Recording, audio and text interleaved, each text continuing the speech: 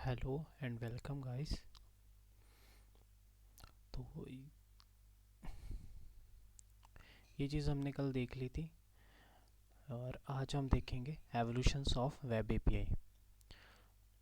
तो ये देखिए, हमारे पास यहाँ पे दो सर्वर्स हैं, एक डॉट नेट का एक जावा का। अगर हम इसमें अगर कॉमन पाथ ना स्पेसिफाई करें, मींस जैसे कि हमारे पास ये डॉट नेट का वेब सर्वर है, हम इस सर्वर को इस जावा के वेब सर्वर के साथ इंटरेक्ट करना है, तो ये क्या करेगा, अपना ऑब्जेक्ट भेज देगा जावा को।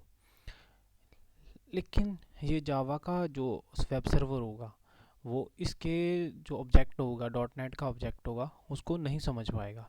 तो इसके लिए हम क्या करते हैं, हमारे पास WSDL की प्रॉक्सीज आती हैं। ये क्या करती हैं हमारी, ये हमसे यानी कि डॉट नेट के वेब सर्वर से डाटा लेंगी और उसको XML और जेसन के फॉर्मेट में कन्वर्ट कर देंगे। और ये जेसन का फॉर्मेट फिर से क्या WSDL की जो वेब सर्विसेज होंगी वो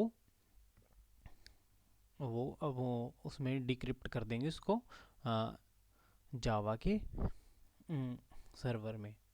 उसके बाद ये देखिए, हमारे पास पहले वेब सर्विसेज होती थी, उसमें क्या होता था, हमारे पास WCFs होते थे।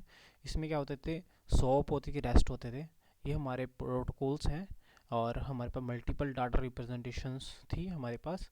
और उसके बाद अब क्या हुआ है, अब हमारे पास वेब एपीआईज आ गई हैं। ठीक है, इसमें हम क्या करते हैं, हम डायरेक्टली CRUD ऑपरेशन परफॉर्म कर पा रहे हैं।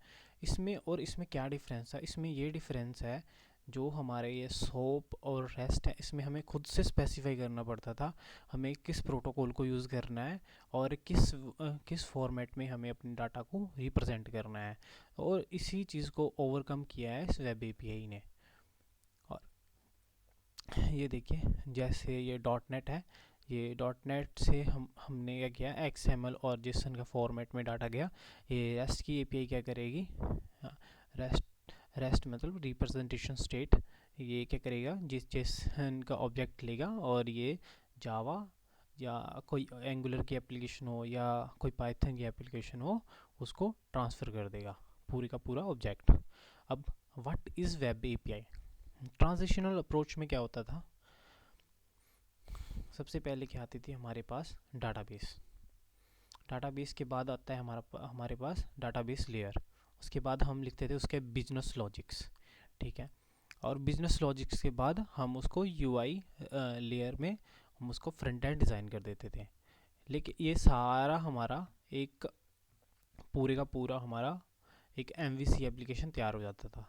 लेकिन इसमें हमें दिक्कत क्या थी, इसमें ये दिक्कत थी, जैसे कि हमें कोई न्यू जैसे कि हमने पहले एक पूरी MVC एप्लीकेशंस बना ली है फॉर डेस्कटॉप के लिए। लेकिन अब हमें नेक्स्ट चीज़ के लिए बनानी है, जैसे कि हमने मोबाइल एप्लीकेशन की नीड आ गई उसी सेम थिंग के। तो हमें दोबारा से डाटाबेस के साथ इंटरेक्ट करने के लिए उसका डाटाबेस लेयर और बिजनेस लॉजिक सब कुछ दोबारा लिखना पड़ेगा। तो ये जो होता था ये बहुत ज़्यादा कॉस्टली पड़ जाता था। उस इस चीज़ को दूर करने के लिए हमारे पास वेब एपीआई का कंसेप्ट आया था। अब इसमें क्या करते हैं, हम ये डाटाबेस है, डाटाबेस के साथ हम हमारा ये डाटाबेस लेयर और बिजनेस लॉजिक लेयर, ये हमारा वेब एपीआई का सेक्शन आ जाता है। उसके बाद हमारा UI लेयर्स आ जाती हैं, यानी कि यहाँ पे हमारा फ्रंट एंड आ जाता है। देख, यहाँ पे आगे हमारे UI लेयर फॉर मोबाइल की रिक्वायरमेंट आई। तो हम क्या करेंगे, इसको हम UI जो है हमारा, इसको हम अपना इस वेब एपीआई के साथ ऐसे कनेक्ट कर देंगे। तो ये जो भी डाटा है वो सीधा इसी में से ले लेगा। अदरवाइज़ क्या होता, हमें ये सारा का सारा लॉजिक अलग से दोबारा से डिफाइन करना पड़ता अगर ये ट्रेडिशनल अप्रोच होती जो MVC एप्लीकेशंस पहले चलती थी। तो so thank you guys, have a nice day.